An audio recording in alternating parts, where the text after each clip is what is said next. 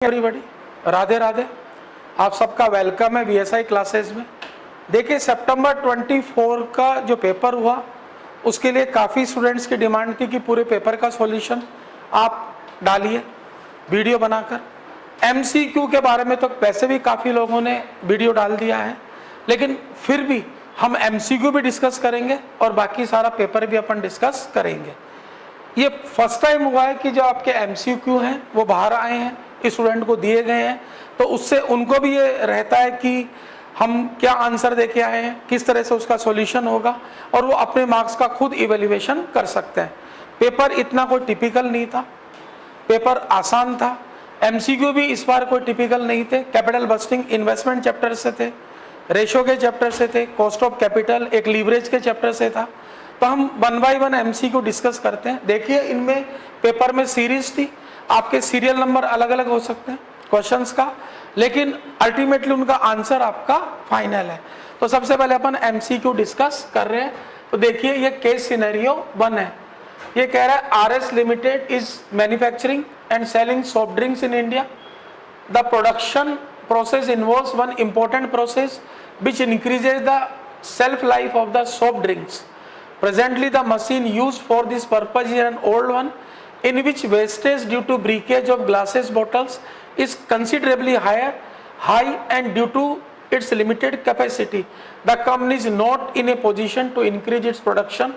तो शायद रिप्लेसमेंट का क्वेश्चन है, इसके पढ़ने से ऐसा लग रहा है। शायद क्या कंफर्म है, क्योंकि अब तो अपन ने पेपर भी देख लिया। ये आपके रिप्लेसमेंट का क्वेश्चन है, जो मॉड्यूल में भी बहुत ढंग से समझाया हुआ है। ये कह रहा है production manager has approach the CEO of RS limited for purchasing N automated machine which will drastically reduce the wastage due to the breakage during the process of increasing shelf life of the soft drinks. The automated machine will support increase in production. The production manager is confident that acquisition of the automated machine will be beneficial for the company. Other information is as under. वो automatic machine लाना चाहता है जिससे wastage कम होगी, speed increase होगी, production आपका increase होगा। With the introduction of automated machine, additional sales related cost over next 5 years would be as follows. अरे एडिशनल यूनिट्स दे रखी है आपको, सेलिंग प्राइस दे रही है तो सेल्स आ जाएगी। और वैसे भी जब अपन रिप्लेसमेंट करते हैं तो इंक्रीमेंटली काम लेते हैं। इंक्रीमेंटल से हम देखते हैं कि एडिशनल बेनिफिट क्या, एडिशनल कॉस्ट आपकी क्या लग रही है। तो अगर हम बात करें तो आपकी एडिशनल सेल्स यूनिट से 20,000, 25,000, 30,000, 32,000, 28,000 सेलिंग प्राइस है। मल्टीप्लाई करोगे सेल्स आ जाएगी, यूनिट्स को वेरिएबल कॉस्ट से मल्टीप्लाई करोगे वेरिएबल कॉस्ट आ जाएगी, और आपकी एडिशनल फिक्स कॉस्ट क्वेश्चन में दी हुई है। आगे देखते हैं अपन। Cost of acquisition of automated machine is 5 lakh. Residual value of the automated machine at the end of life 5 year will be 50,000। Depreciation on automated machine will be under straight line method. तो depreciation आपका 90,000 हो गया। अरे cost 5 lakh है, salvage value 50,000 है, और अगर अपन life 5 से डिवाइड कर देंगे तो नेचुरल है आपका एनुअल डेप्रीशिएशन 90,000 आ जाएगा। यानी 5 lakh minus 50,000 upon life of machine 5 years. ठीक है, depreciation is not included the cost stated above. The production manager has estimated cost saving before tax. तो देखिए, यहाँ पर दो तरह से प्रॉफिट बिफोर टैक्स होगा, एक तो उससे अपन कैलकुलेट करेंगे और एक बिफोर टैक्स, ये कॉस्ट की सेविंग भी है। तो दोनों मिलके बिफोर टैक्स बेनिफिट मिलेंगे, दोनों मिलके बिफोर टैक्स आपके कैश फ्लो बनेंगे। उसमें से टैक्स को माइनस करेंगे और डेप्रीशिएशन को अपन ऐड कर देंगे तो एनुअल कैश इनफ्लो आ जाएगा। The machine which is being used as present has 0 WDV। आज उसकी वैल्यू कुछ भी नहीं है, लेकिन आज ये कितने में बिक सकती है 10,000 में से। तो आपका जो नेट आउटफ्लो हो जाएगा वो 4,90,000 हो जाएगा। आपका जो नेट आउटफ्लो होगा वो 4,90,000 हो जाएगा, क्योंकि नई मशीन की कॉस्ट 5 लाख है और पुरानी मशीन आज कितने में बिक सकती है 10,000 में। लेकिन इस पर कैपिटल गेन हो रहा है 10,000 का, क्योंकि इसकी WDV 0 है। आगे पढ़ रहे हैं, क्या कह रहा है। The cost of capital of company is 10%। Tax rate applicable for the company 30%। Ignore capital gain tax. तो अब हमारे को उसके ऊपर कैपिटल गेन का ट्रीटमेंट नहीं करना है। क्वेश्चन को ध्यान से पढ़ना जरूरी होता है इन्वेस्टमेंट डिसीजन में, क्योंकि जब क्लास में हम आपको बताते हैं तो हर चीज़ को बहुत डिटेल में डिस्कस करते हैं। तो बेसिकली यहाँ पर इसने साफ कह रखा है इग्नोर कैपिटल गेन टैक्स। आपको पीवी फैक्टर क्वेश्चन में दिए हुए हैं और इसमें फिर आपसे क्वेश्चन पूछ रहे हैं कि बताइए एनपीवी क्या होगी, net present value, discounted payback period क्या होगा, इसके अलावा profit before tax for the year 2, 3, 4 क्या होगा, इसके अलावा आपका cash flow after tax 1, 2, 3 year में क्या होगा, और discounted cash inflow after tax, यानी डिस्काउंटेड कैश फ्लो का मतलब प्रेजेंट वैल्यू ईयर 1, ईयर 2 और ईयर 3 में क्या होगा इन्वेस्टमेंट का। और चलिए पहले अपन इसको सोल्व करते हैं। तो जब तक अपन पूरे क्वेश्चन को सोल्व नहीं करेंगे जब तक इनका आंसर देना पॉसिबल नहीं है। तो देखिए ये सब अपन ने क्या कर लिया, इसको शॉर्ट में ही किया है क्योंकि ये डेस्क्रिप्टिव क्वेश्चन तो है नहीं। तो ये सारी चीजें अपन ने सोल्व किया। देखिए यूनिट्स को सेलिंग प्राइस से मल्टीप्लाई करी, सेल्स आपकी आ गई, सेल्स में से वेरिएबल कॉस्ट को माइनस कर दिया, फिक्स कॉस्ट को माइनस कर दिया, डेप्रीशिएशन को माइनस कर दिया, तो आपका ऑपरेशन का प्रॉफिट बिफोर टैक्स आया। लेकिन आपकी कॉस्ट में भी सेविंग हो रही है, जो ब्रिकेज की कॉस्ट है उसमें भी सेविंग हो रही है। तो दोनों को ऐड करने के बाद टोटल बिफोर टैक्स प्रॉफिट आ गया।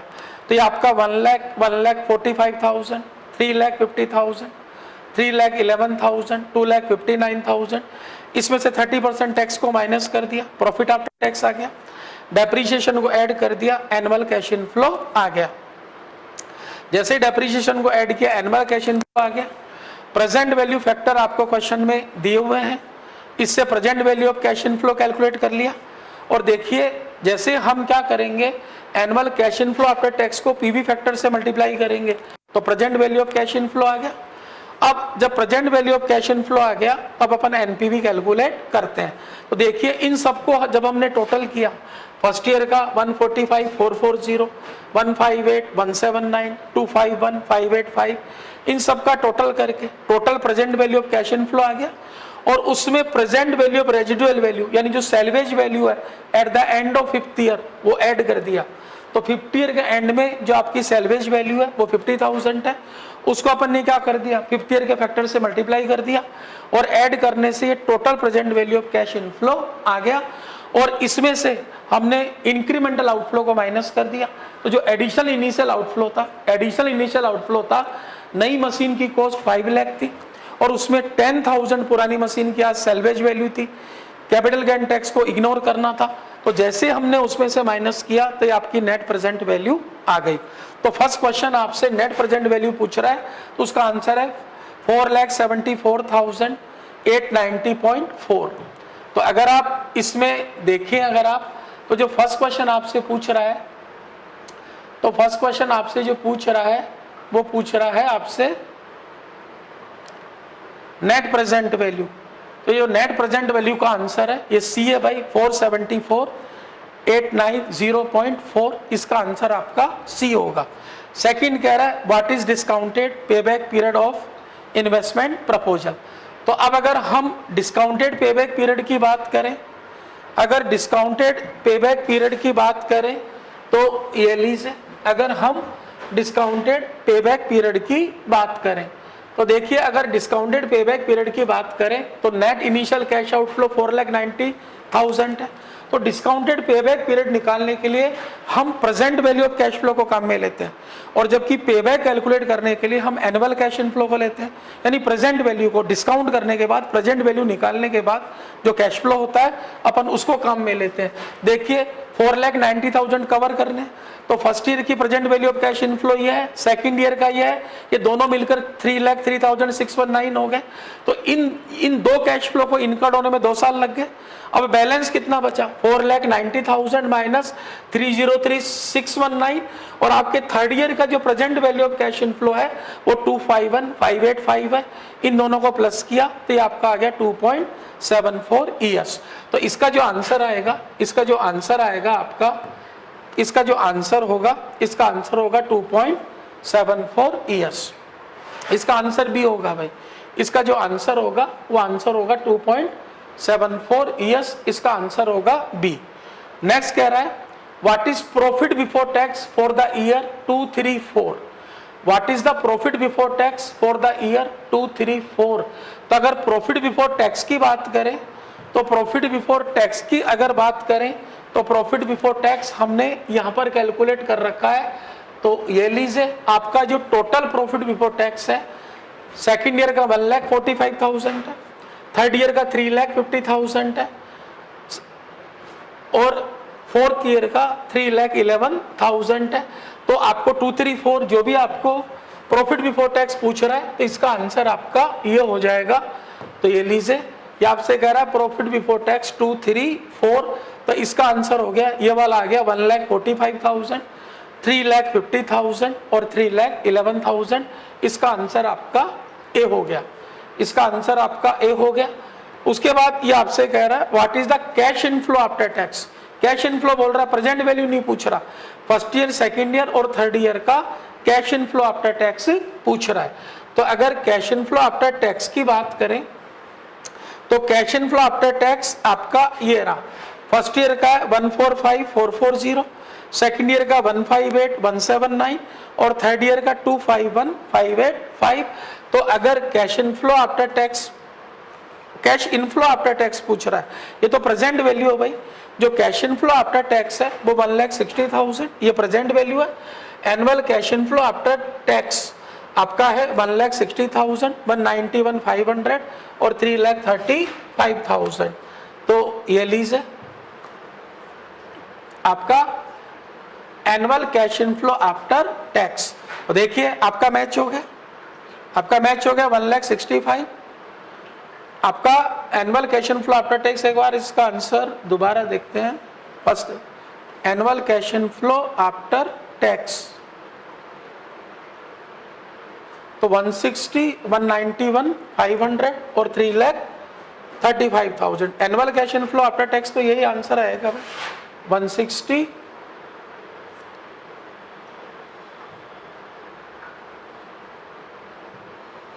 ये लीजिए 160, 191, 500 और 3,35,000। इसका आंसर सी हो गया। फिर कह रहा है what is discounted cash inflow after tax. तो discounted cash inflow after tax आपकी प्रेजेंट वैल्यू होती है फर्स्ट ईयर, सेकेंड ईयर और थर्ड ईयर। तो अगर फर्स्ट ईयर, सेकेंड ईयर और थर्ड ईयर की बात करें तो इसका आंसर सी होगा 145,440, 158,179 और 251,585। ये लीजिए, ये आपका आंसर इससे मैच हो रहा है। 145,440, 158,179, 251,585। तो सर्टेनली इसका आंसर आपका ये होगा। बताइए कोई प्रॉब्लम। नेक्स्ट आपका केस स्टडी कह रहा है, ये लीवरेज सा है, बहुत सिंपल है भाई। एक कंपनी है J sales of 6 lakh, variable cost 2,40,000, fixed operating cost 2,70,000। इससे ईबीआईटी आ जाएगा और कंट्रीब्यूशन अपॉन ईबीआईटी करके हम ऑपरेटिंग लीवरेज कैलकुलेट कर लेंगे। The financial leverage is 2.5। The company wants to double its EBIT. The percentage change in sales required in order to double the EBIT will be. देखिए financial leverage को आपको confuse करने के लिए दिया है। सेल्स और ईबीआईटी का जो रिलेशनशिप बताता है वो ऑपरेटिंग लीवरेज या डिग्री ऑफ ऑपरेटिंग लीवरेज बताता है। और वैसे भी आपको क्लास में भी बहुत ढंग से समझा कि डबल करने का मतलब ही 100% चेंज होता है। अरे किसी भी चीज को डबल करें या किसी को भी जीरो करें तो उसमें 100% चेंज करना होता है। आज मेरे जेब में जितनी अमाउंट है तो अगर मैं उसको डबल करूं तो 100% से इंक्रीज करना पड़ेगा। और जो अमाउंट मेरे जेब में अगर उसको मैं जीरो करना चाहूं तो जो कुछ मेरे पास है उसको मैं खर्च कर दूं तो जीरो करने के लिए भी 100% रिड्यूस करना पड़ता है और डबल करने के लिए 100% से इंक्रीज करना पड़ता है। तो हमको ऑपरेटिंग लीवरेज कैलकुलेट करके हमको फार्मूले में फिट करके हम इसका आंसर कैलकुलेट कर लेंगे भाई। तो आंसर बिल्कुल इजी है। तो देखिए आपका ये रहा। तो इसने देखिए हमने पहले ऑपरेटिंग लीवरेज कैलकुलेट कर लिया। Sales 6 lakh, variable cost 2,40,000, contribution 3,60,000, fix cost 270, EBIT 90,000 आ गया, OL4 आ गया। हमारा फार्मूला है percentage change in EBIT upon percentage change in sales. तो देखिए OL4 है और हमको ईबीआईटी को डबल करना है तो 100% से प्लस करना है।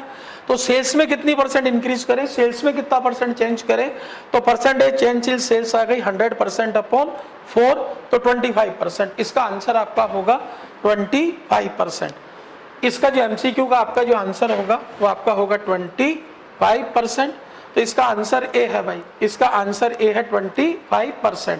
वो सीरीज टू सीरीज डिफर कर सकता है भाई, लेकिन आंसर 25% है। ये आपके ऑप्शन डिफर कर सकते हैं। फिर अगर अपन नेक्स्ट केस स्टडी देखें, ये कॉस्ट ऑफ कैपिटल से है।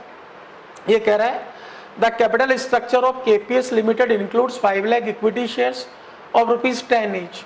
The market price of equity share, बेटा कम डिविडेंड है तो हमको तो एक्स डिविडेंड चाहिए, हमको जो मार्केट प्राइस चाहिए वो एक्स डिविडेंड चाहिए, तो कम डिविडेंड 75 पर शेयर है। The company has declared to pay dividend on equity shares at the rate of 6 per share.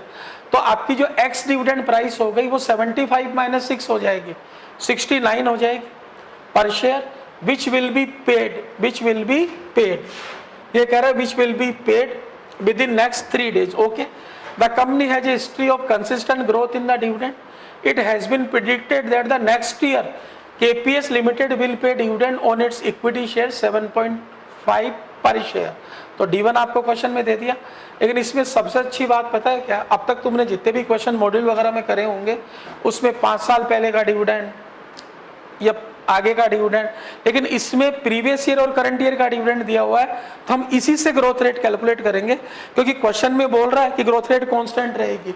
तो नेचुरल है डिविडेंड 6 से 7.59 हो जाएगा, तो इससे हम ग्रोथ रेट कैलकुलेट कर लेंगे और हमको कॉस्ट ऑफ इक्विटी कैलकुलेट करनी है। तो देखिए अगर हम इसकी वर्किंग करें, तो ये लीजिए आपकी कॉस्ट ऑफ इक्विटी। तो कॉस्ट ऑफ इक्विटी का बेटा लोगों फार्मूला बनेगा D1/P0 इंटू 100 प्लस जी। तो D1 तो 7.59 है, आपका ये P0 कैसे आया, 75 में से हमने 6 माइनस कर दिया, जो कम डिविडेंड था उसको हमने एक्स डिविडेंड में कन्वर्ट कर दिया इंटू 100। और ग्रोथ कैसे निकाली, ग्रोथ ऐसे निकाली, लास्ट ईयर का 6 था, एक्सपेक्टेड 7.59 है, तो 7.59 में से 6 को माइनस किया तो आपकी ग्रोथ आ गई, इंक्रीज आ गई। वो 6 का प्रीवियस ईयर का कितना परसेंट है, 26.5%, 26.5% है, तो इसका आंसर होगा 37.5%। इसका जो आंसर होगा वो 37.5% होगा। तो अगर आप इसमें सॉल्यूशन में अगर आप देखो तो इसका 37.5% आपका आंसर सी है। नेक्स्ट जो केस स्टडी है वो आपकी ड्यूपॉन्ट चार्ट से है, जो हमने रेशो चैप्टर में पढ़ी थी। उसको अपन 3 रेशोज कैलकुलेट करते हैं, net profit margin, asset turnover ratio और इक्विटी मल्टीप्लायर। इक्विटी मल्टीप्लायर ये बताता है कि जो रिटर्न ऑन इक्विटी वो एग्जैक्ट लीवरेज के कारण कितनी है या डेप्ट का यूज करने के कारण कितनी है। तो देखिए इस क्वेश्चन में आपको ZX limited has total asset they the 7,20,000, its share holders equity is 4,50,000, the net profit margin of ZX limited 12.5%।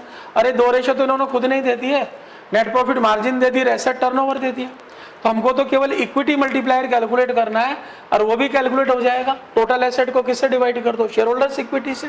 तो नेचुरल है 2 रेशो दे रखा है और इक्विटी मल्टीप्लायर को और कैलकुलेट करके तीनों को अगर हम मल्टीप्लाई कर देंगे तो हमारा आंसर आ जाएगा। तो अगर हम आंसर की बात करें तो ये लीजिए आपका जो ड्यूपॉन्ट चार्ट के अकॉर्डिंग ROE होती है net profit margin, asset turnover ratio, equity multiplier. ये 2 रेशो तो आपको दे रखे हैं, और अगर इक्विटी मल्टीप्लायर कहें तो total asset upon share holders equity, और इन तीनों को मल्टीप्लाई किया तो 30% इसका आंसर है भाई, 30% इसका आंसर है। तो आपका जो आंसर होगा वो 30% आ गया। तो 30% आपका आंसर दिया हुआ है। यहाँ तक कोई समस्या किसी को भी? तो देखिए MCQ काफ़ी इजी थे, ऐसी कोई टेक्निकल बात नहीं थी। अगर आपने ढंग से स्टडी करी, और इस तरह के क्वेश्चन तो हमने क्लासरूम में भी काफ़ी करे थे, काफ़ी एग्जाम्पल्स भी करे थे, तो क्वेश्चन में ऐसी कोई ऐसा नहीं था कि इस बार कोई ट्रिकी क्वेश्चन था MCQ में। अगर थोड़े सा भी अगर कंसेप्ट आपका क्लियर हो तो आप आराम से इन क्वेश्चन को सोल्व कर सकते थे। अब अपन फटाफट फास्ट एक बार पेपर का रिव्यू और देख लेते हैं, आपका पेपर और देख लेते हैं भाई। ये आपका पेपर है, तो अगर पेपर में फर्स्ट का ए देखें, financial information for the year 23-24 of 2 companies N limited and C limited are as under. हम केवल इसको डिस्कस कर रहे हैं भाई ब्रीफ में, फटाफट ताकि आपको अंदाज लग जाए कि आप क्या करके आए हैं और कितने मार्क्स आप एक्सपेक्ट कर सकते हैं। तो ये कह रहा है financial information for the year 23-24 of 2 companies N limited and C limited. Equity share capital दिया हुआ है, डेप्ट दिया हुआ है, फिक्स कॉस्ट दे दी, कंबाइंड लीवरेज दे दिया, फाइनेंशियल लीवरेज दे दिया, तो ऑपरेटिंग लीवरेज निकल जाएगा। अरे इसका ऑपरेटिंग लीवरेज 4 हो जाएगा, combined leverage upon financial leverage, और इसका जो ऑपरेटिंग लीवरेज है आपका 3 हो जाएगा। चलिए सबसे पहले ये कंट्रीब्यूशन पूछ रहा है, तो कंट्रीब्यूशन हम दो तरह से कैलकुलेट कर सकते हैं। पहले फाइनेंशियल लीवरेज से ईबीआईटी कैलकुलेट करें और फिर ऑपरेटिंग लीवरेज से कंट्रीब्यूशन कैलकुलेट करें, वरना एक तरीका और है, पहले ईबीआईटी कैलकुलेट कर ले, उसमें से इंटरेस्ट को माइनस कर दे तो ईबीटी आ जाएगा, और आपके कंबाइंड लीवरेज का फार्मूला लगा दे कंट्रीब्यूशन अपॉन ईबीटी। जो कंट्रीब्यूशन अपॉन ईबीटी होता है वो डायरेक्ट आपके कंबाइंड लीवरेज का फार्मूला होता है। तो अगर हम इसका ए पार्ट देखें, इसका अगर हम ए पार्ट देखें तो ये लीजिए इसका ए पार्ट। सबसे पहले हमने क्या किया, ईबीआईटी कैलकुलेट किया, तो फाइनेंशियल लीवरेज का फार्मूला होता है ईबीआईटी अपॉन ईबीआईटी माइनस आई, आपको अच्छे तरह से पता है। ईबीआईटी अपॉन ईबीटी होता है, तो ईबीआईटी हमको पता नहीं, यहाँ पर फाइनेंशियल लीवरेज 2 है एन लिमिटेड में, ईबीआईटी हमको पता नहीं, इंटरेस्ट डेप्ट का आ जाएगा, डेप्ट को इंटरेस्ट रेट से मल्टीप्लाई करके, तो इससे आपका ईबीआईटी 1 लाख कैलकुलेट हो गया। इसी तरह से इसका ईबीआईटी आपका 1,68,000 कैलकुलेट हो गया। इसका फाइनेंशियल लीवरेज 1.5 है, ईबीआईटी अपॉन ईबीआईटी माइनस आई, इंटरेस्ट डेप्ट को इंटरेस्ट रेट से मल्टीप्लाई करने पे आ जाएगा, और इसका आपका जो ईबीआईटी आया वो 1,68,000 आ गया। हमने ईबीटी कैलकुलेट कर लिया, ईबीआईटी में से इंटरेस्ट को माइनस कर दिया, तो यहाँ पर इंटरेस्ट 50,000 था, तो यहाँ पर ईबीटी 50,000 आ गया, यहाँ पर इंटरेस्ट 56,000 है, ईबीआईटी में से अगर इंटरेस्ट को माइनस कर दिया तो ये ईबीटी आ गया। और बेटा लोगों, कंबाइंड लीवरेज का फार्मूला लगाकर हमने कंट्रीब्यूशन कैलकुलेट कर लिया। कंट्रीब्यूशन आपका हो जाएगा combined leverage is equal to contribution upon EBT. तो यहाँ पर कंबाइंड लीवरेज आपको 8 गिवन है, कंट्रीब्यूशन अपॉन ईबीटी, तो कंट्रीब्यूशन 4 लाख आ गया, यहाँ पर 5,04,000 आ गया। आप इसको दूसरे तरह से भी कैलकुलेट कर सकते थे, ऐसा नहीं है वहीं से भी सेम आंसर आएगा। अरे जब आपने ईबीआईटी कैलकुलेट कर लिया तो पहले ऑपरेटिंग लीवरेज कैलकुलेट कर लीजिए, और ऑपरेटिंग लीवरेज के फार्मूले में पुट कर दीजिए कंट्रीब्यूशन अपॉन ईबीआईटी। आपके जो ऑपरेटिंग लीवरेज का फार्मूला होता है वो होता है कंट्रीब्यूशन अपॉन ईबीआईटी, तो उससे भी आपका कंट्रीब्यूशन कैलकुलेट हो जाएगा। आईसीआई किस फॉर्मूले से करती है वो तो ना तो मेरे को पता ना आपको पता, बट आंसर दोनों से आपका सेम आ रहा है। दूसरा आपसे चाह रहा है मार्जिन ऑफ सेफ्टी। तो बेटा लोगों, जो मार्जिन ऑफ सेफ्टी है, मार्जिन ऑफ सेफ्टी दो तरह से कैलकुलेट कर सकते हो, मैंने आपको क्लास में बहुत ढंग से समझाया था, फॉर्मूला भी डेरिवेट किया था। एक तो 1 अपॉन ऑपरेटिंग लीवरेज, एक तो 1 अपॉन ऑपरेटिंग लीवरेज, या आपके ऑपरेटिंग लीवरेज का फार्मूला होता है contribution upon EBIT, contribution upon EBIT. तो अपन क्या कर सकते हैं, उसको रिवर्स कर सकते हैं, ईबीआईटी अपॉन कंट्रीब्यूशन। अरे जब कंट्रीब्यूशन अपॉन ईबीआईटी ओएल होता है तो EBIT upon contribution margin of safety हो जाएगा। तो दोनों का हमको ईबीआईटी पता है और कंट्रीब्यूशन पता है, तो इसका मार्जिन ऑफ सेफ्टी आ गया 25%। इसका भी हमको ईबीआईटी पता है, कंट्रीब्यूशन पता है, तो मार्जिन ऑफ सेफ्टी आ गया 33.33%। दूसरा तरीका और है, आप मार्जिन ऑफ सेफ्टी कैलकुलेट कर सकते हो 1 अपॉन ओएल। तो बेटा लोगों पहले तो ओएल निकालेंगे, तो क्वेश्चन में आपको कंबाइंड लीवरेज और फाइनेंशियल लीवरेज दिया हुआ है, तो कंबाइंड लीवरेज को फाइनेंशियल लीवरेज से डिवाइड कर दिया तो आपका ओएल आ गया दोनों का, इसका 5, इसका 4 और इसका 3, इसका 4 आया और इसका 3, तो 1 अपॉन अगर ओएल कर दोगे तो मार्जिन ऑफ सेफ्टी आ गया। अरे अगर 1 अपॉन ओएल कर दोगे तो आपका मार्जिन ऑफ सेफ्टी आ गया, कोई प्रॉब्लम। अब इसमें जो नेक्स्ट क्वेश्चन पूछा है, नेक्स्ट क्वेश्चन थोड़ा सा इंपॉर्टेंट है भाई। इसने जो नेक्स्ट क्वेश्चन पूछा है वो आपसे पूछा है सेल्स सी लिमिटेड की, सेल्स सी लिमिटेड की। काफी स्टूडेंट ने कहा कि सर ये कैलकुलेट नहीं हो सकती। भाई कैलकुलेट हो सकती है अगर आप इसको थोड़ा ढंग से अजम्पशन लेके करें, और मैं तो कहता हूँ अजम्पशन लेने की जरूरत भी नहीं है यार। एक बात बताओ कि सीधी सी बात ये कि आपका जो मार्जिन ऑफ सेफ्टी होता है वो ईबीआईटी अपॉन कंट्रीब्यूशन होता है, ईबीआईटी अपॉन कंट्रीब्यूशन होता है। आप लोग कोस्टिंग में ये पढ़ के आए कि प्रॉफिट अपॉन पीवी रेशियो भी आपका क्या होता है, मार्जिन ऑफ सेफ्टी।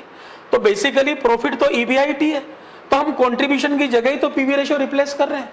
अरे भाई ईबीआईटी तो प्रॉफिट ही तो है, प्रॉफिट अपॉन पीवी रेशियो करते हो कि नहीं करते हो कॉस्टिंग में मार्जिन ऑफ सेफ्टी का, तो ये प्रॉफिट तो ईबीआईटी है, और कंट्रीब्यूशन की जगह क्या रिप्लेस हो गया, पीवी रेशियो। तो आपका जब मार्जिन ऑफ सेफ्टी 33.33 है। तो बेसिकली पीवी रेशियो क्या होना चाहिए, इसको इस कंसेप्ट को काम में लेते हुए, यानी 1/PV ratio is equal to किसके बराबर होना चाहिए, 33.33%। तो अगर अपन यहाँ पर 30% आपका आ रहा है, यानी जो 30% है, 30% अगर पीवी रेशियो है तो मार्जिन ऑफ सेफ्टी आपका 33.33% आ जाएगा। और जब पीवी रेशियो 30% आ गया तो कोई दिक्कत ही नहीं है, कंट्रीब्यूशन को किससे डिवाइड कर दो, पीवी रेशियो से आपकी सेल्स आ जाएगी। और इससे आप क्वेश्चन को टैली करके भी देख लो, बिल्कुल टैली हो जाएगा। और अगर आप फर्स्ट वाली कंपनी का पीवी रेशियो निकालोगे तो उसका 40% आएगा, क्योंकि वहां का जो मार्जिन ऑफ सेफ्टी है वो 25% है। तो 1/PV ratio is equal to 25%, क्योंकि यहां पर हमने कंट्रीब्यूशन की जगह क्या पुट कर दिया, अरे EBIT अपॉन कंट्रीब्यूशन। और कॉस्टिंग में आप कैसे करते हो, प्रॉफिट अपॉन पीवी रेशियो। तो उसका आंसर 0.33 आना चाहिए या 33.33% आना चाहिए। तो अगर आपका पीवी रेशियो 30% होगा तब जाके 33.33% आएगा। और अगर आप फर्स्ट वाली कंपनी का कैलकुलेट करोगे तो वहां का मार्जिन ऑफ सेफ्टी 25% है, तो उसका पीवी रेशियो 40% आएगा। अगर आप 16,80,000 की सेल से अगर आप क्वेश्चन को टैली करोगे तो पूरा इनकम स्टेटमेंट बना के देख लो, आपका मार्जिन ऑफ सेफ्टी भी टैली हो जाएगा और ब्रेक इवन पॉइंट भी टैली हो जाएगा। लेकिन ये मेरे अपनी ओपिनियन है, मेरे हिसाब से ये सही होना चाहिए। अब ICI क्या करती है ये वो जाने, वो कुछ भी अजम्पशन भी ले सकती है, वो फर्स्ट वाले का भी पीवी रेशियो 40% भी अज्यूम कर सकती है। बाकी यहाँ पर अज्यूम करने की जरूरत नहीं है, यहाँ पर इस रिलेशनशिप से आपका पीवी रेशियो 30% कैलकुलेट हो रहा है। चलिए, ये आपके 1 का A हो गया। जिस क्वेश्चन के बारे में कंट्रोवर्सी थी तो आपके 1 का A हो गया। अब अगर अपन सेकंड की बात करें, फर्स्ट का B, ये कह रहा है following information is available for SK limited for the year ended 31 March 2024।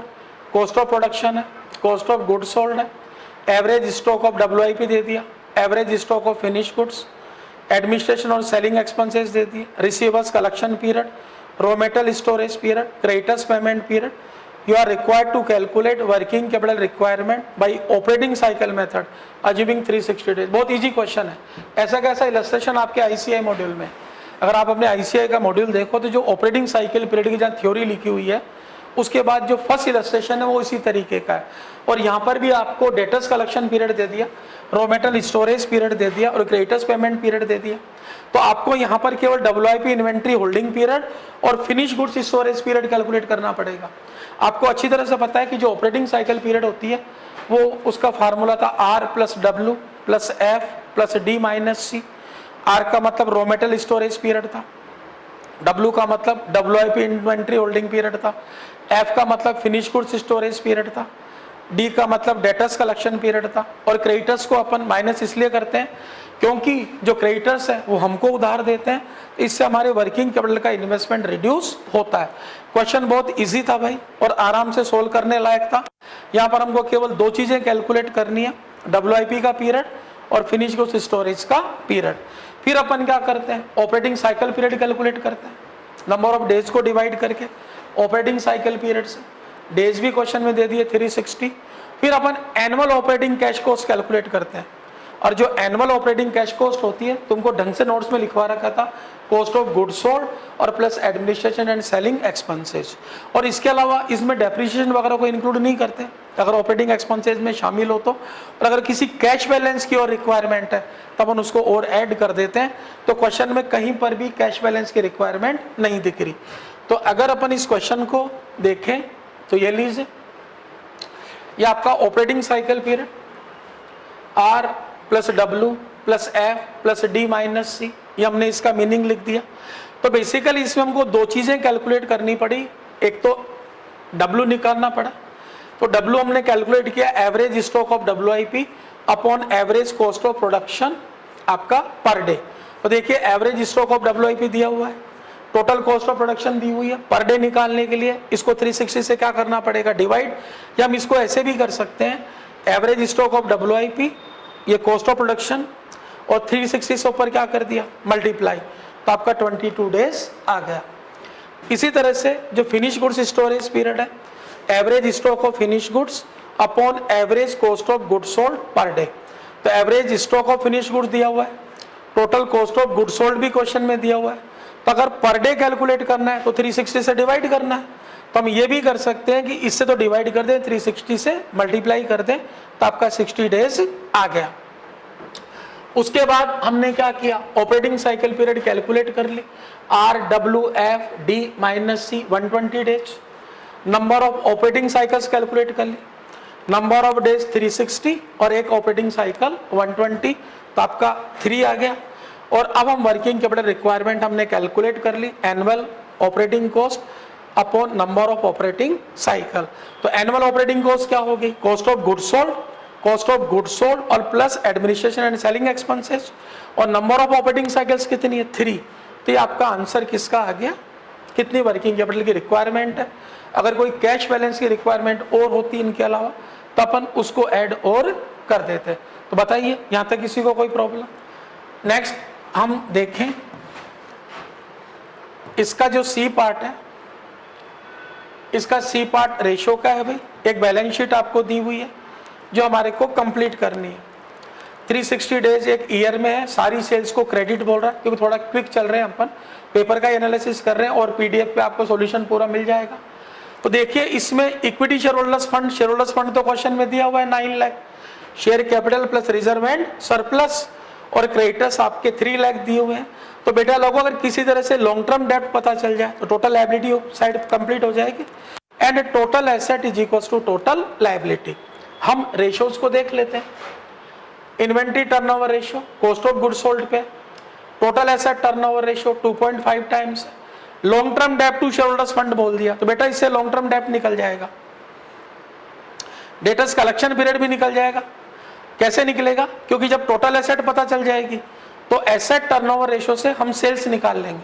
पूरी की पूरी सेल्स क्रेडिट है, इससे डेटर्स निकल जाएंगे। सेल्स में से जीपी माइनस कर देंगे तो सीओजीएस आ जाएगा और सीओजीएस और इन्वेंट्री टर्नओवर रेशियो से हम इन्वेंट्री कैलकुलेट कर लेंगे। और करंट रेशियो क्वेश्चन में दिया हुआ है और करंट लायबिलिटी क्रेडिटर्स क्वेश्चन में दी हुई है, इससे आपकी करंट एसेट कैलकुलेट हो जाएगी और आपकी बैलेंस शीट आराम से हम बना सकते हैं। तो देखिए इसका जो फाइनल सॉल्यूशन है बैलेंस शीट का, इसका फाइनल सॉल्यूशन ये है भाई, ये आपकी बैलेंस शीट बनी है। इक्विटी शेयर कैपिटल क्वेश्चन में दिया हुआ है, रिजर्व एंड सरप्लस है, लॉन्ग टर्म डेट हमने कैलकुलेट किया, क्रेडिटर्स क्वेश्चन में दिया हुआ है, टोटल आ गया, टोटल लायबिलिटी टोटल एसेट हो गई और बाकी ये सब हमने कैलकुलेट करी है, वो अपन देखते हैं। सबसे पहले लॉन्ग टर्म डेट कैलकुलेट किया, तो long term debt to shareholders fund दे रखा है, तो इसका फार्मूला हो गया long term debt upon shareholders fund, ये रेशियो 0.6 है। Long term debt upon 9 lakh is equal to 0.6, तो लॉन्ग टर्म डेट आपका हो गया 5,40,000। शेयर होल्डर्स फंड क्या हुआ, equity share capital plus reserve and surplus, तो 6 लाख प्लस 3 लाख तो 9 लाख हो गया। तो जैसे ही लॉन्ग टर्म डेट को हमने यहाँ पर लिखा तो आपकी लायबिलिटी साइड पूरी होगी और जैसे ही लायबिलिटी साइड पूरी होगी इसको हम बोल देंगे यही हमारी टोटल एसेट है, यानी हमारी जो टोटल एसेट है वो आपकी हो गई 17,40,000, क्योंकि बैलेंस शीट के दोनों साइड आपके क्या होते हैं, इक्वल होते हैं। Total asset is equal to total liability. अब अगर हम इसको आगे देखें तो total asset is equal to total liability हो गई, तो हमने फिर सेल्स कैलकुलेट करी। एसेट टर्नओवर रेशियो क्वेश्चन में दिया हुआ है, sales upon total asset, asset turnover ratio 2.5 है, सेल्स पता नहीं टोटल एसेट पता है, तो सेल्स कैलकुलेट होकर आ गई 43,50,000। बेटा पूरी की पूरी सेल्स क्रेडिट है, क्वेश्चन में बोल रखा है। और वैसे भी अगर डेटर्स की इंफॉर्मेशन है और अगर कैश सेल्स के बारे में कोई इन्फॉर्मेशन नहीं है तो जनरली हम सेल्स को क्रेडिट ही मानते हैं, क्योंकि क्वेश्चन में यदि सेल्स और परचेज के बारे में कोई इन्फॉर्मेशन नहीं है लेकिन डेटर्स और क्रेडिटर्स की इन्फॉर्मेशन है तो अपने आप में इंप्लाइड है कि वो परचेज और वो सेल आपकी क्रेडिट है। या तो इन्फॉर्मेशन दे इतना % कैश है, इतनी क्रेडिट है, तो अगर इन्फॉर्मेशन नहीं दे रहा तो डेटर्स और जो क्रेडिटर्स अराइज होते हैं वो क्रेडिट सेल्स और क्रेडिट परचेज के कारण ही अराइज होते हैं। ठीक है, ये हमारी सेल्स कैलकुलेट हो गई। हमने टोटल करंट एसेट भी कैलकुलेट कर ली करंट रेशियो से, current asset upon current liability, current ratio 2.9 दिया हुआ है, करंट एसेट पता नहीं, करंट लायबिलिटी क्रेडिटर्स क्वेश्चन में दिए हुए हैं, तो करंट एसेट आ गई 8,70,000 टोटल करंट एसेट। फिर हमने फिक्स एसेट कैलकुलेट कर ली। अरे जो टोटल एसेट है अगर उसमें से टोटल करंट एसेट माइनस कर दें तो फिक्स एसेट आ जाएगी। टोटल एसेट हमारी 17,40,000 थी, करंट एसेट कैलकुलेट हुई 8,70,000, तो आपकी फिक्स एसेट कैलकुलेट हो गई। अब क्वेश्चन में हमने सीओजीएस कैलकुलेट कर लिया, तो जीपी रेशियो अगर 25% है तो सीओजीएस सेल्स का 75% हो गया, तो सीओजीएस हो गया 32,62,500।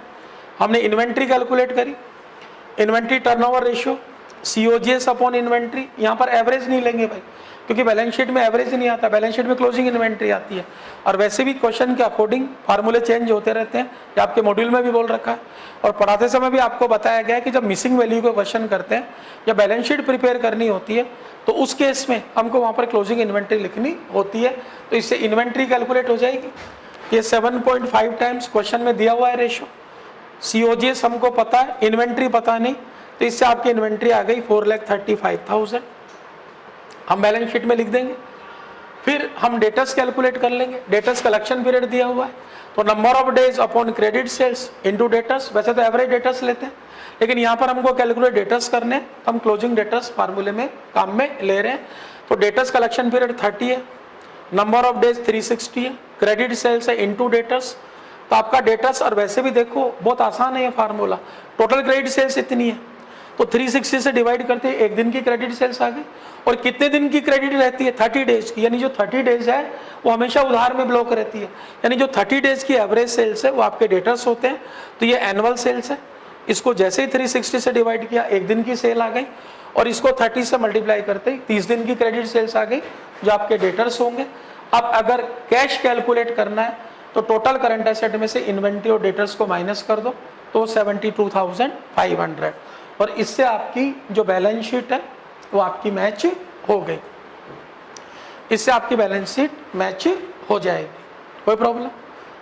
Question number 1 complete. अब अपन आते हैं क्वेश्चन नंबर 2 का ए। क्वेश्चन नंबर 2 का ए ये कह रहा है capital structure of T limited as on 1 April 2024 is as follows. Equity share capital 10, 50 lakh book value दी हुई है तो 5 लाख इक्विटी शेयर्स है, 10% डिबेंचर्स 100 पर डिबेंचर, तो ये 40,000 आपके डिबेंचर है क्योंकि टोटल डिबेंचर की बुक वैल्यू 40 लाख है, तो अगर फेस वैल्यू 100 से डिवाइड कर दोगे तो 40,000 डिबेंचर्स हो गए। ऐसे ही जो 12% प्रेफरेंस शेयर है वो कितने हैं आपके 10,000 शेयर्स इसने बोल ही दिए, और वैसे भी 100 ईच है, तो अगर 10 लाख को अगर आप 100 से डिवाइड करोगे तो वैसे भी 10,000 ही आएंगे। वैसे तो इसने बोल ही दिया शरीफ आदमी है, तो अगर ये नहीं भी बोलता तो 10 लाख को किससे डिवाइड कर देते 100 से, तो जैसे ही 10 लाख को 100 से डिवाइड करते ये आपके 10,000 आ जाते। क्लियर यहाँ पे? ये तो क्वेश्चन है। आगे कह रहा है the risk free rate of return 10%, the beta of T limited is 1.75 and return on market portfolio 12%. The equity share have a current market price of 70 per share. ये करंट मार्केट प्राइस इसलिए दी गई है कि basically हो सकता है market value wait काम में ले रहा हूँ, वैसे तो क्वेश्चन अब आप भी पेपर दे चुके, मैं भी पढ़ा रहा हूँ, तो हो सकता वाली कोई बात नहीं है, मैंने भी पेपर देख रखा है। ये वेटेड एवरेज कॉस्ट कैलकुलेट करवा रहा है मार्केट वैल्यू बेसिस पे, तो बेटा लोगों इसमें जो कॉस्ट ऑफ इक्विटी है वो तो CAPM अप्रोच से हो जाएगी, जो कॉस्ट ऑफ इक्विटी है वो CAPM अप्रोच से हो जाएगी। फार्मूला हमने ढंग से समझा था, किस तरह क्यों बना फार्मूला, किस तरह से बना, उसका लॉजिक क्या है, ये सब क्लास में हम डिस्कस कर चुके थे। तो जो आपकी CAPM अप्रोच का जो फार्मूला था वो risk free rate plus beta और RM माइनस RF, यानी जो RM माइनस RF होता था वो रिस्क का प्रीमियम होता था और हम उसको किससे एडजस्ट करते थे बीटा से। तो KE बिल्कुल ईजी है, निकल जाएगी। Debentures are trading at a market price of ₹80 per debenture, okay, current market price 80 है। debentures are to be redeemed after 5 year at par, चलिए कोई दिक्कत नहीं है। preference shares are redeemable after 5 years at a premium of 5%, okay, 105 पे इसका redemption होगा, इसका जो रिडम्पशन होगा एट पार नहीं है, at a premium of 5%, presently selling at 104, okay, company pays tax rate at 30%, cost of debenture are to be calculated on yield to maturity approach, देखिए YTM approach class में बहुत ढंग से discuss किया था और ये भी बताया था कि फैक्टर 2 कैसे काम में लेने हैं, लेकिन ये तो बहुत अच्छी बात है, 2 ही फैक्टर दिए हुए हैं हमारे को, तो अब तो YTM बहुत इजी हो गया। अरे जब हमको यही पता चल गया कि 2 डिस्काउंट रेट कौन सी है, उसके बाद YTM में कहीं कोई प्रॉब्लम नहीं होती। यही तो मेजर प्रॉब्लम होती है कि किन दो रेट से हम कैलकुलेट करें। You are required to calculate weighted average cost of capital after tax of T limited using market value weight. देखिए बहुत इजी है भाई, अगर आप इसको देखें, ये सेकंड का ए, इधर देखिए, इसमें सबसे पहले हमने working note the, cost of equity calculate करी, तो सीएपीएम अप्रोच से कैलकुलेट करनी है, RF plus beta, RM minus RF, सब कुछ क्वेश्चन में दिया हुआ है, हमको तो केवल वैल्यू पुट करनी है, तो आपकी 13.5% आ गई स्पेसिफिक कॉस्ट। फिर डिवेंचर की YTM से कैलकुलेट करनी है, तो सबसे पहले रेलेवेंट कैश फ्लो देखेंगे, जीरो डेट पे आपकी करंट मार्केट प्राइस होगी, 1 से 5 साल तक interest into 1 minus T, I1 minus T करते हैं कि नहीं करते हैं? अरे जो चीज अप्रोक्सीमेशन में काम में लेते हैं वही यहाँ के कैश फ्लो होते हैं, वहां पर भी अब I1 minus T plus RV minus NP करते हो कि नहीं करते हो, तो I1 माइनस टी हो गया। और एक आपकी जो रिडम्पशन वैल्यू एट पार है ये 100 हो गई बेटा। जीरो डेट पे नेट प्रोसीड 80 रुपीज, 1 से 5 एवरी ईयर आपका I1 माइनस टी इंटरेस्ट को नेट ऑफ टैक्स करके ₹7, और 5th ईयर के एंड में क्या करेंगे अपन, रिडम्पशन करेंगे। तो हमको 2 रेट से एनपीवी कैलकुलेट करनी होती है, एक से पॉजिटिव आती है और एक से नेगेटिव, और IRR वाला फार्मूला लगाकर हम कॉस्ट की कैलकुलेशन कर लेते हैं। तो देखिए ये ईयर्स हो गए 0, 1 to 5 और 5, 2 डिफरेंट रेट से एनपीवी कैलकुलेट कर लेते हैं बेटा। ये अपन डिबेंचर होल्डर के पॉइंट ऑफ व्यू से कैलकुलेट कर रहे हैं, तो ये डिबेंचर होल्डर के लिए आउटफ्लो हो गया और ये दोनों उसके लिए क्या हो गया, इनफ्लो। अगर कंपनी के पॉइंट ऑफ व्यू से अगर हम कैलकुलेट करें तो ये इनफ्लो हो जाएगा और ये दोनों क्या हो जाएंगे, आउटफ्लो, क्योंकि जो कंपनी के लिए इनफ्लो है उनके लिए आउटफ्लो है। बेसिकली इसमें नेट प्रेजेंट वैल्यू का इन्वेस्टमेंट डिसीजन का कंसेप्ट है। Yield to maturity, yield to maturity का मतलब है डिबेंचर इशू की डेट से लेके आपकी टर्मिनेशन की डेट तक, रिडम्पशन की डेट तक किस रेट से अर्निंग जनरेट कर रहा है, ये उसकी अर्निंग जनरेट करने की कैपेसिटी की रेट होती है। बात समझ में आ गई? ये IRR होती है, रिटर्न ऑन इन्वेस्टमेंट की रेट होती है। तो हमने 10% से प्रेजेंट वैल्यू निकाली, जीरो डेट पे फैक्टर 1 होगा, 1 to 5 हमने जो क्वेश्चन में गिवन फैक्टर है उनको ऐड कर लिया, 3.79 है उसका क्यूमुलेटिव पीवी फैक्टर, और जो 5th ईयर का फैक्टर दिया हुआ है 0.621, एनपीवी कैलकुलेट करी 8.63 पॉजिटिव आ रहा है, 14% से कैलकुलेट करी, जीरो डेट पे 1 है, 1 से 5 साल के जो फैक्टर दिए हुए हैं उनका क्यूमुलेटिव, उनको ऐड किया हमने, कैलकुलेटर पे नहीं करेंगे, दिए हुए फैक्टर को ऐड करेंगे, 3.432 और 5th ईयर का 0.519 मल्टीप्लाई किया, इसकी एनपीवी आ गई 4.076, फार्मूले में पुट किया और ये आपकी रेट आ गई 12.72%। ये आपकी YTM से रेट आ गई 12.72%, ये आपकी YTM से रेट आ गई भाई। अब अगर हम प्रिफरेंस शेयर की कॉस्ट कैलकुलेट करें तो बेटा वो तो इजी है, वो तो अप्रोक्सीमेशन मेथड से करेंगे। और वैसे भी मैंने तुमको क्लास में कहा था कि जब तक स्पेशली नहीं बोले YTM, प्रेजेंट वैल्यू मेथड नहीं बोले, जब तक हम अप्रोक्सीमेशन से ही करेंगे। तो हमने cost of preference share approximation method से कैलकुलेट कर लिया, क्लास में बहुत ढंग से डिस्कस करी हुई चीजें हैं सारी। Preference dividend plus RV minus NP upon N whole upon RV plus NP upon 2 into 100। Preference shares की डिविडेंड की रेट 12% है, फेस वैल्यू 100 है, डिविडेंड 12 हो गया, आपकी रिडम्पशन वैल्यू 5% प्रीमियम पे तो 105 हो गई। करंट मार्केट प्राइस जो नेट प्रोसीड बनेगी वो 104 है, क्वेश्चन में दी हुई है।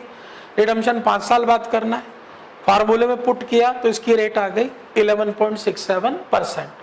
ये हमने स्पेसिफिक कॉस्ट कैलकुलेट कर ली, ये हमने स्पेसिफिक कॉस्ट कैलकुलेट कर ली। Calculation of weighted average cost of capital using market value weight. देखिए equity share capital total 5 lakh shares है, एक शेयर की मार्केट प्राइस 70 है तो इसकी मार्केट वैल्यू 3 करोड़ 50 लाख हो गई।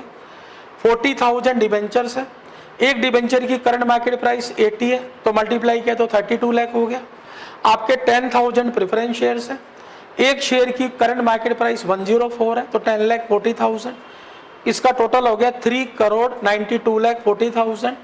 प्रपोर्शन कैलकुलेट करें, कॉस्ट हम कैलकुलेट कर चुके, और मल्टीप्लाई करके अगर हम टोटल कर देंगे तो ये आपकी 13.39 2 डिजिट में अप्रोक्स है, और ये फुल डिजिट में हमने आंसर कैलकुलेट करे हैं।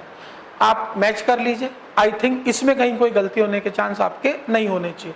बहुत इजी क्वेश्चन था, बहुत इजी क्वेश्चन था, बहुत इजी क्वेश्चन था भाई। अब अगर नेक्स्ट क्वेश्चन की तरफ हम मूव करें, एक्सप्लेन एंजल फाइनेंसिंग। तो बेटा एंजल फाइनेंसिंग को चैप्टर 1 में भी दे रखा है। अगर पेज नंबर 1.6 पे देखो तो एंजल फाइनेंसिंग के बारे में दिया हुआ आपके मॉड्यूल में, और एक आपका जब चैप्टर 2 है टाइप्स ऑफ फाइनेंसिंग, वहां पर भी दिया हुआ है कि जो एंजल फाइनेंसिंग है वो जो सोसाइटी के रिच और वेल्दी पर्सन होते हैं वो स्टार्टअप के लिए फाइनेंस करते हैं, लेकिन उसके बदले में वो इक्विटी लेते हैं। और एंजल फाइनेंसिंग के लिए एंजल फाइनेंसिंग उन्हीं को लेनी पड़ती है जिनको बैंक से लोन नहीं मिलता या वेंचर कैपिटल से वो फाइनेंस लेने में एबल नहीं होते। ठीक है, चलिए ये तो थ्योरी का क्वेश्चन है, डिस्कस्ड है, क्लास में बहुत अच्छी तरह से डिस्कस्ड है एंजल फाइनेंसिंग। तो अब अपन आते हैं क्वेश्चन नंबर 3 का ए। क्वेश्चन नंबर 3 का ए, क्वेश्चन नंबर 3 का ए कह रहा है AB Enterprises deals in hardware materials having current turnover rupees 30 lakh per annum. Okay, present sales 30 lakh है, all sales are on credit and average collection period is 30 days. Okay, with zero bad debts, अभी कोई bad debts नहीं है, present collection period 30 days है। The customers are requesting to increase the creditors period. As a result of increase in credit period, sales will also increase. Other informations, okay. अगर credit policy A ये कह रही है propose की आप 15 days से collection period increase कर दीजिए, तो बेटा 30 तो प्रेजेंट में और 15 से और इंक्रीज हो जाएगा तो 45 हो जाएगा। सेकंड वाले में 30 तो प्रेजेंट में और अगर 30 डेज से और इंक्रीज कर देंगे तो 60 डेज कलेक्शन पीरियड हो जाएगा। इंक्रीज इन सेल्स यहाँ पर 3 लाख से होगी तो टोटल सेल्स 33 लाख हो जाएगी। यहाँ पर सेल्स 5 लाख से इंक्रीज होगी तो टोटल सेल्स 35 लाख हो जाएगी। बैड डेट्स हमेशा टोटल सेल्स में निकलता है, ये मैंने क्लास में भी आपको समझाया था। कई स्टूडेंट इंक्रीज इन सेल्स पे निकाल देते हैं, बैड डेट्स की कैलकुलेशन हमेशा टोटल सेल्स पे होती है। तो प्रपोज पॉलिसी ए में 1% है और प्रपोज पॉलिसी बी में 3.5% है, और प्रेजेंट में कोई भी बैड डेट्स नहीं है। जो एग्जिस्टिंग पॉलिसी है उसमें बैड डेट्स नील है, या आपका 0 है।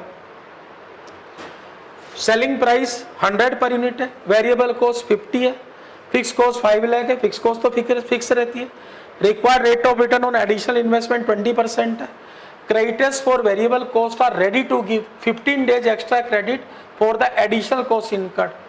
Assume 360 days year. You are required to analyze the present and propose credit policies using total approach. ये भी खास बात दे दी, टोटल अप्रोच दे दी, तब अपने को इंक्रीमेंटल नहीं ले ली। And recommend the credit policy. इसमें देखिए जो नया पॉइंट है ना वो ये है कि जो वेरिएबल कॉस्ट के क्रेडिटर्स हैं वो हमको 15 दिन की क्रेडिट दे रहे हैं। तो नेचुरल है जो वेरिएबल कॉस्ट में जो हमारा इन्वेस्टमेंट है ना वो 15 दिन से रिड्यूस हो जाएगा, क्योंकि हमको हमारे क्रेडिटर्स को क्या करना पड़ेगा, 15 दिन बाद पेमेंट करना पड़ेगा। लेकिन इसमें एक खास बात है कि टोटल वेरिएबल कॉस्ट पे नहीं, केवल एडिशनल वेरिएबल कॉस्ट बोल रखा है। अब आईसीआई इसका क्या जम्पशन लेके सोल्व करता है वो मेरे को पता नहीं, मैं क्वेश्चन के अकॉर्डिंग बता रहा हूँ, कंसेप्चुअली बता रहा हूँ, क्योंकि इसने एक लाइन दी हुई है required rate of return on additional investment is 20%। ठीक है, ये तो अपन कैलकुलेट कर लेंगे। Creditors for variable cost are ready to give 15 days extra credit for the additional cost, not on entire variable cost, not on entire variable cost. Question की language ये कह रही है। अब आईसीआई क्या सॉल्यूशन देती है वो आईसीआई का व्यू है, ये मेरा अपना खुद का सेल्फ व्यू है। हमको क्वेश्चन को इसी हिसाब से सोल्व करना चाहिए। अज्यूम 360 डेज है, कोई दिक्कत नहीं है, हम नेट बेनिफिट निकाल लेंगे और जिसका नेट बेनिफिट सबसे ज्यादा होगा हम उसको सेलेक्ट कर लेंगे। देखते हैं भाई ये लीजिए,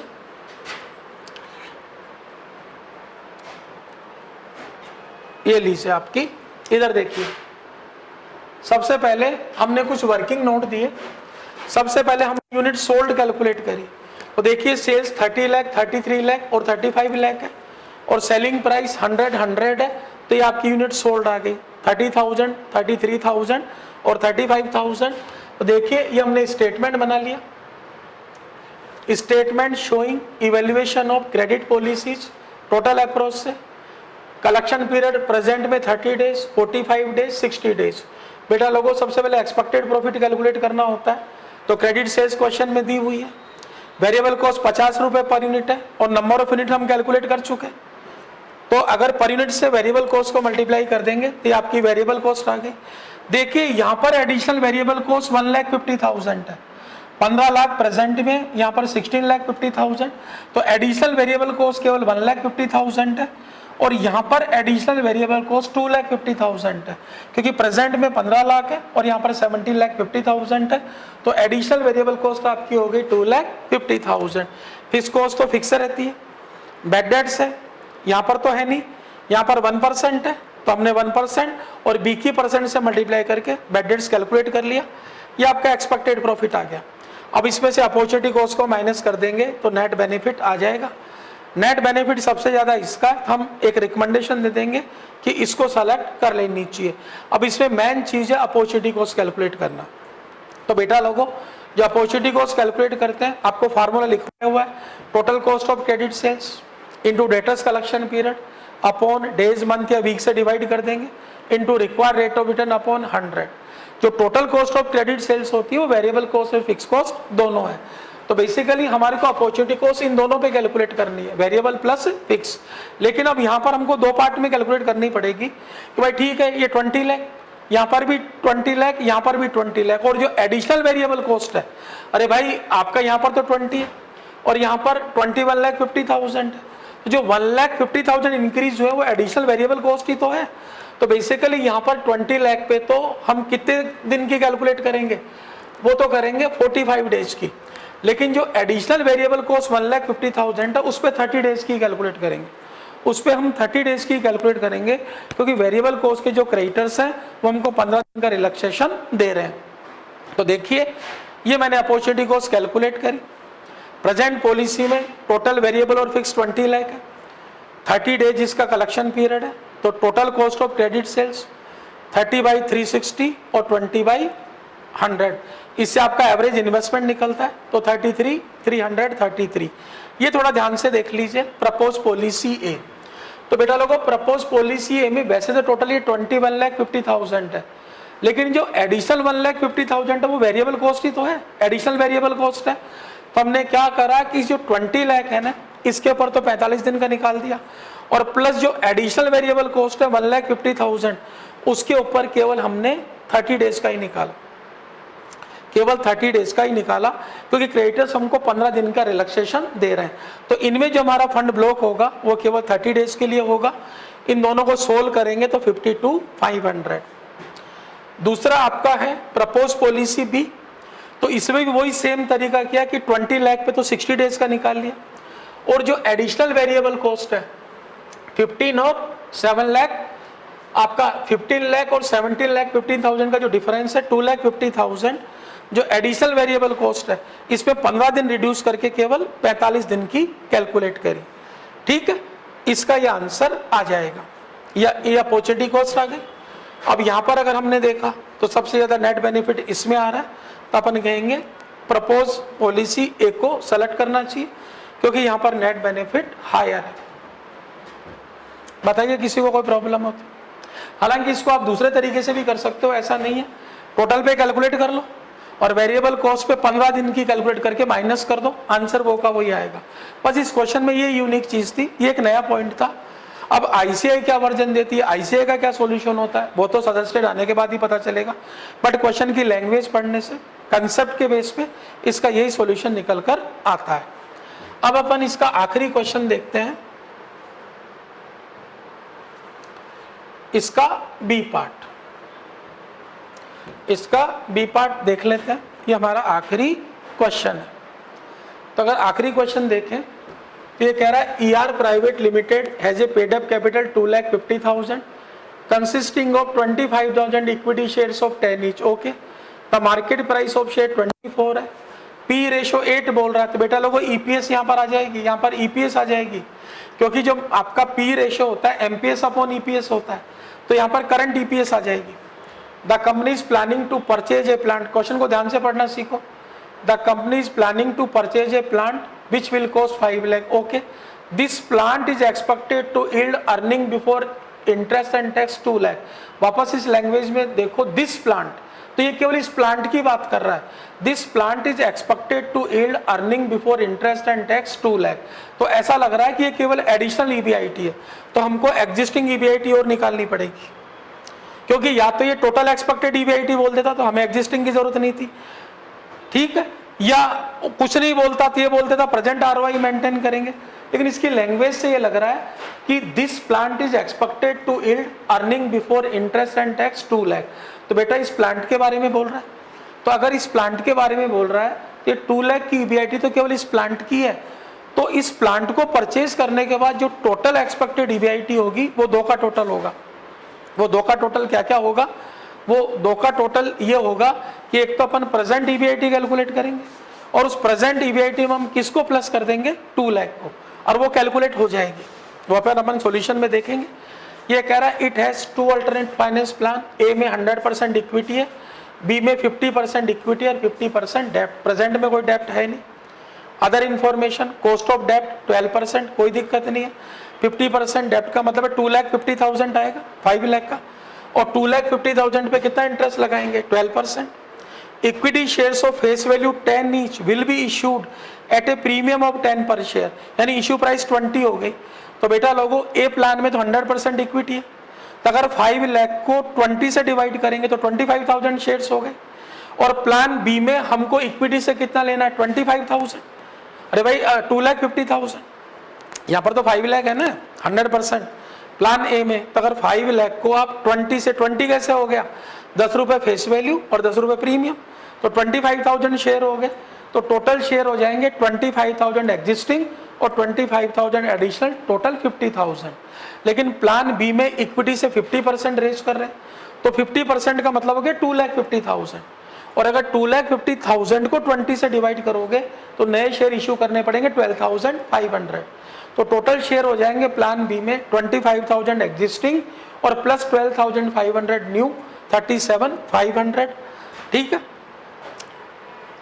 डेप्ट के केस में पी रेशियो 7 बोल रहा है, टैक्स रेट 40% बोल रहा है। Advise which alternative is the most suitable to raise the funds for additional capital keeping in mind maximise the benefit to share holder.